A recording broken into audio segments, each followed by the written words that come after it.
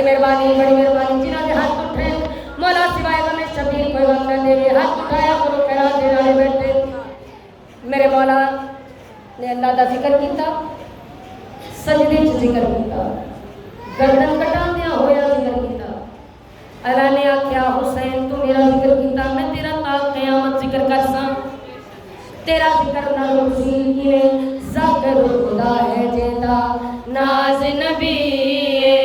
ज़ाकिर खुदा है जिंदा नाज नबी ज़ाकिर जहां ते ओदी सच्ची मां दी ज़ाकिर जहां ते ओदी मैं की ज़ाकिर या कोई बड़ा आलम की ज़ाकिर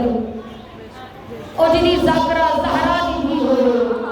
उस हुसैन बादशाह का क्या मुकाम है ज़ाकिर खुदा है जिंदा नाज नबी ज़ाकिर जहां ते ओदी